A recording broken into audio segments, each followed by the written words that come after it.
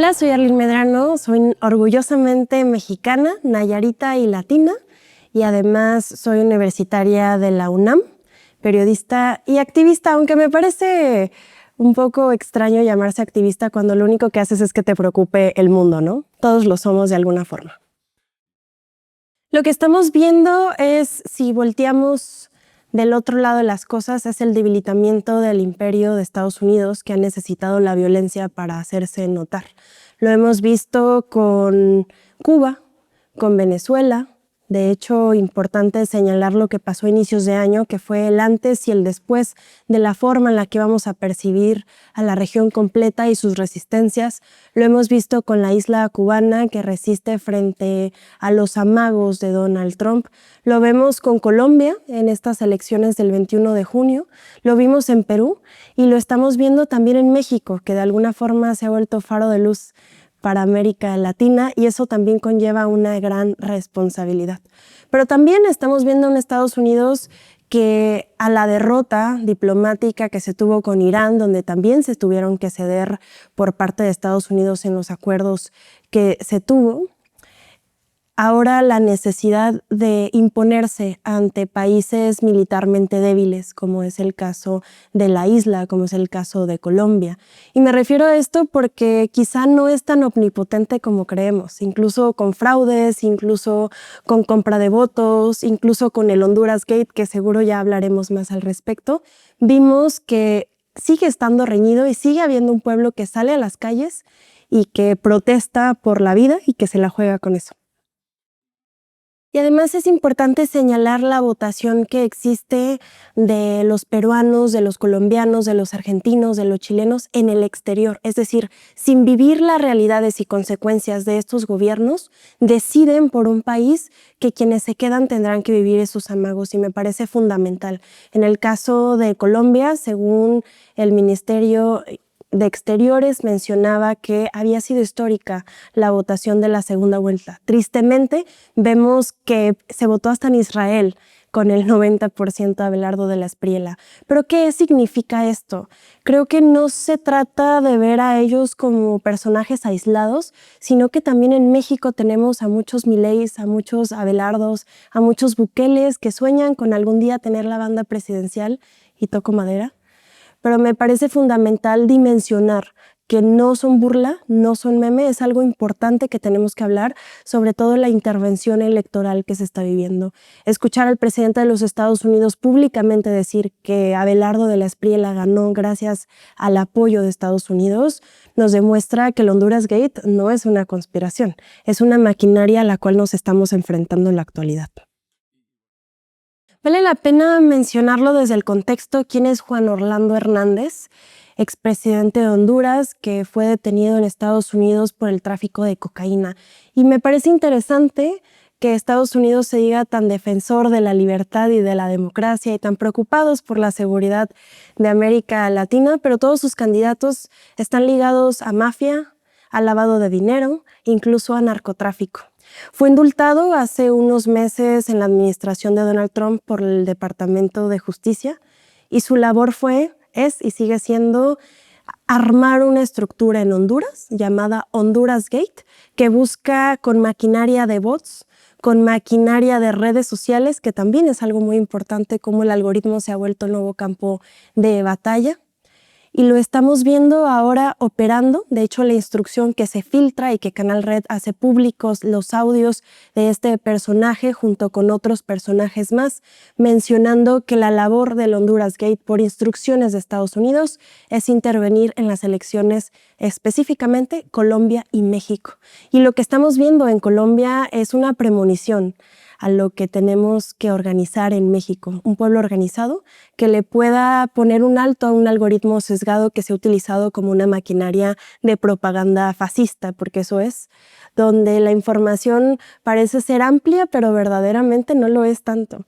Y me parece importante hablar de la era digital porque no es casualidad que cuando existe un auge de la era digital y la inteligencia artificial, al mismo tiempo vemos el auge del autoritarismo, el fascismo, y entonces quizá no necesariamente es una herramienta para la humanidad, sino para unos cuantos. Me parece que es importante entender que el imperialismo nos ha hecho creer que lo que pasa en nuestro país es lo único que importa, pero justo eso nos ha dejado de lado, nos ha quitado el foco completo de un país, un sur global que resiste al igual que lo hacen en Palestina, en Líbano, en Sudán, en Congo, pero también de este lado del charco con Venezuela, Colombia, México, Brasil. Y las elecciones que se vienen próximas son Brasil. A fines de este año veremos la vuelta presidencial entre dos proyectos de nación totalmente opuestos. Por un lado está Lula da Silva, por el otro lado está Jair Bolsonaro, que además incluso vale la pena resaltar que fue de los primeros personajes abiertamente en posicionarse a favor de Donald Trump estando en el poder. Y por otro lado también vale la pena hablar de la responsabilidad que tiene México.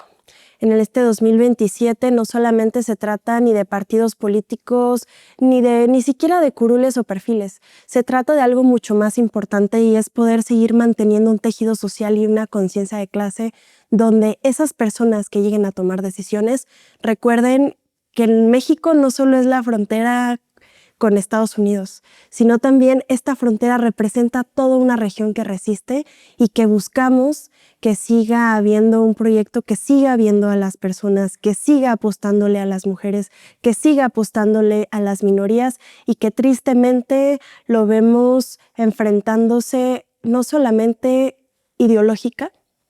de forma ideológica, sino también geográfica, ¿no? Lo que esto significa. Y vale la pena resaltar que México es el principal socio comercial de Estados Unidos, que estamos frente a las negociaciones del TEMEC, que estamos frente a un mundial donde los 3 países que representan el TEMEC están recibiendo al mundo. Y esto no es casualidad. Viene en pensar que ahora el mundo funciona en bloques, ya no funciona en países. Y que México tiene una doble carta en ser Norteamérica, pero también ser América Latina. Y esa doble carta también es una herramienta para que podamos seguir abriendo nuestros brazos y nuestras manos en solidaridad a todos aquellos hermanos que resisten y que votaron por un proyecto distinto, sin embargo, tendrán que vivir las consecuencias de la intervención de Estados Unidos y no quitar los ojos de lo que está pasando en México. No es que van a venir, es que ya están aquí. Están operando por los vendepatrias, por los traidores que han abierto las puertas, por aquellos que le abren la puerta a los agentes de la CIA, por aquellos que se venden en Washington en medios de comunicación, que los tenemos aquí en casa y tenemos que recordar sus nombres para que en las próximas elecciones recordemos que ellos no quieren a su patria, dijeran por ahí, ¿no? El que no quiere a su patria no quiere a su madre. De hecho, es importante valorar cuál es la diferencia entre Estados Unidos y México al recibir este mundial. Por un lado, en las primeras 48 horas de Estados Unidos vimos 2 tiroteos, vimos la deportación de equipos de fútbol, incluso en el caso de Irán, que no pudieron ingresar directamente a poder descansar en Estados Unidos, los recibimos desde México, en Tijuana, es donde estuvieron, que de hecho la población iraní, cuando la encontramos en las calles, siempre agradece esa manera tan hermosa de existir en México.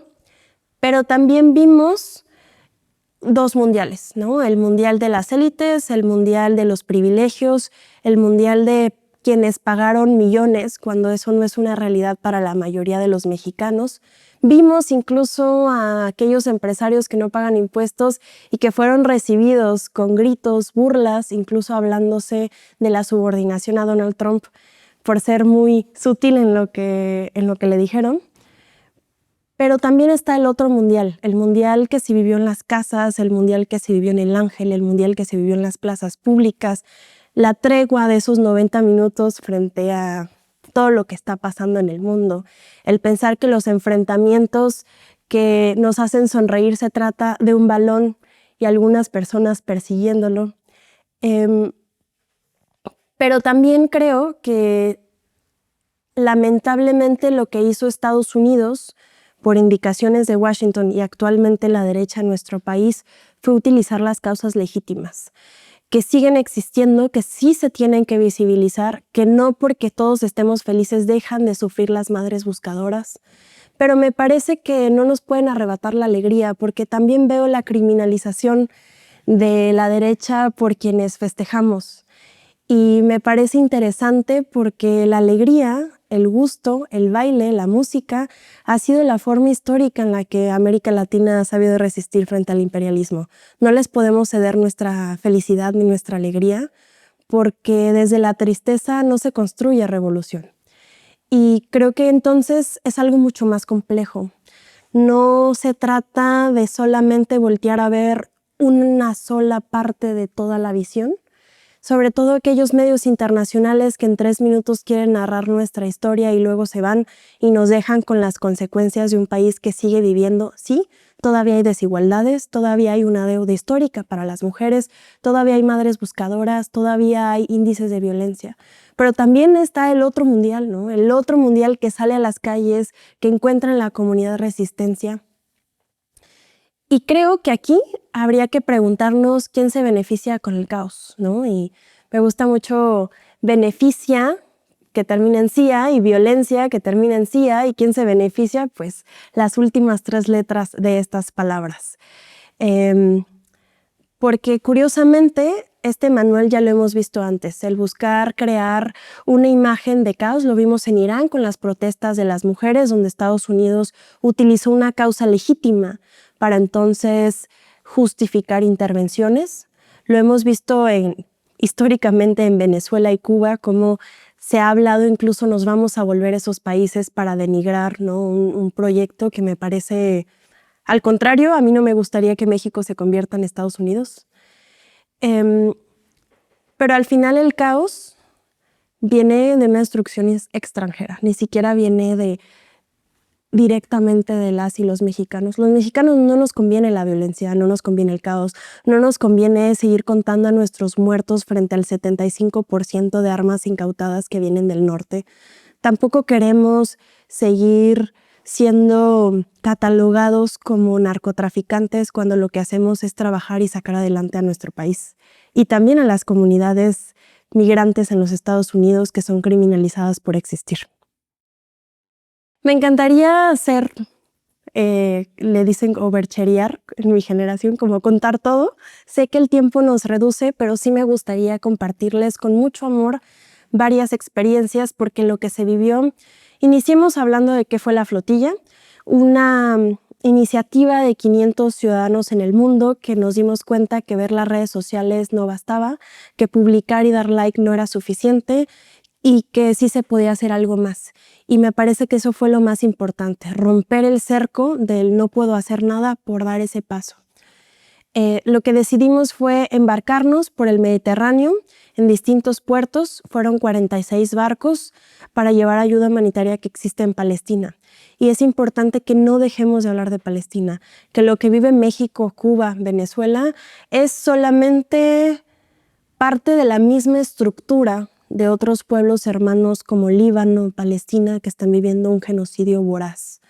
Y sobre todo donde las infancias están sufriendo de forma indignante. Ninguna infancia tiene por qué conocer el sonido de las bombas ni reconocer a los drones. Tienen el derecho a jugar, a existir, a ir a la escuela, a disfrutar. Y eso fue lo que nos movilizó.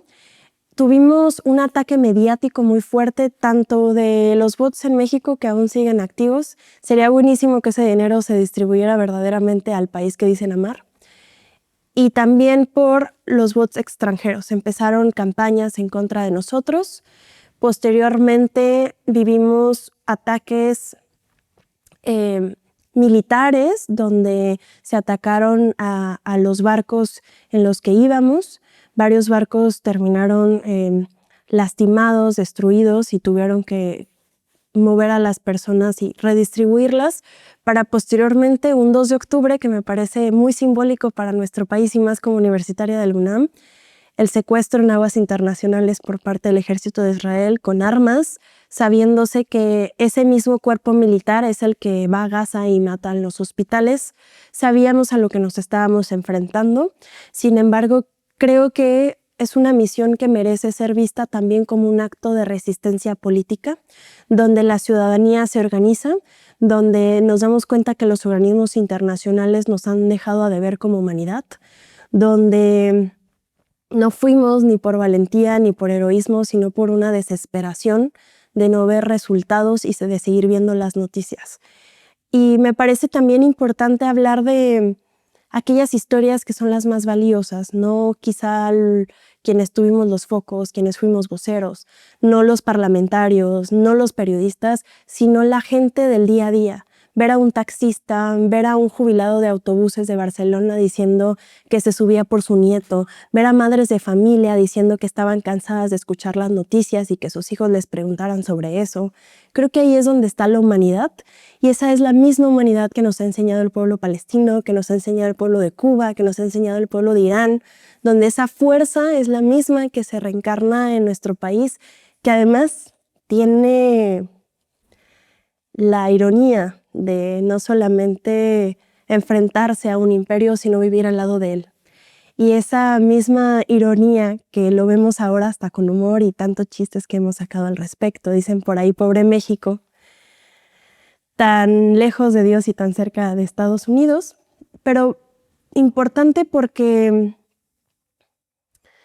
hemos encontrado todos estos pueblos hermanos en nuestras heridas también la alegría de la resistencia. Estuvimos encarceladas más de una semana, fue semana y media. Recibimos varios tipos de tortura psicológica, hambre, etc. Pero al final, insisto, y cuando llegué al aeropuerto de la Ciudad de México después de la repatriación que tuvimos por parte de la Secretaría de Relaciones Exteriores, es que dejaba de hablarse de nosotros cuando sabíamos que cada minuto que pasa sigue habiendo un pueblo palestino que sigue viviendo esto, y que mientras yo estoy aquí con ustedes y con este cafecito, hay gente que sigue sufriendo y no sabe si va a amanecer mañana. Hablábamos con ellos, les preguntábamos cómo podían quizá encontrar estrategias para resistir, para sobrevivir. Nos decían que solo si escuchas la bomba sabes que sigues vivo, porque si ya no la escuchas, ya no estás aquí. Y que los niños han aprendido a identificar a los drones y saben si es un dron que va a bombardear, si está espiando, si es cámara y qué es lo que hace. Y a mí me genera mucha tristeza que la derecha ha querido denostar una lucha tan legítima para justificar que esto pase en nuestra patria grande, ¿no? Y que lo que vimos y seguimos viendo en Palestina es solamente una premonición, como si los demás países pudiéramos ver el futuro de lo que va a pasar, y que cuando decimos que lo que hacen en Gaza harán en casa, no lo estamos diciendo de forma metafórica. Ya lo estamos viendo en Cuba, donde las infancias están resistiendo sin electricidad, sin agua, sin los insumos básicos. Y justo eso pasó en el 2007 en Palestina con el cierre de la ayuda humanitaria en los mares, en los aires y en la tierra, donde el hambre y las necesidades básicas también se vuelven una estrategia militar. Y me gusta mucho esta reflexión que hace el movimiento zapatista en el 2009, donde dice, servirá de algo alzar la voz. Y ellos dicen, yo creo que sí, porque llegará a otros en México y primero serán murmullos y después gritos y después una revolución en voz alta, y esas voces llegarán a Palestina, y yo digo que también lleguen a Israel y a Estados Unidos, porque son aquellos a los que resisten nuestros pueblos y a quienes se enfrentan no solamente nuestros abuelos de forma histórica lo han hecho, sino también nuestras infancias y aquellas que todavía ni sabemos si van a existir. Aquella humanidad que todavía no nace, va por ellos y por ellas. Me gusta pensar en que aún hay esperanza y que México tiene una responsabilidad que va más allá de un curul, va más allá de una elección. Las urnas se volverán también un espacio de batalla para demostrar qué puede pasar cuando un pueblo está organizado. Hola, soy Arlene Medrano, periodista y activista, y quiero invitarles a ver La 4 TV, un espacio donde también se habla de antiimperialismo.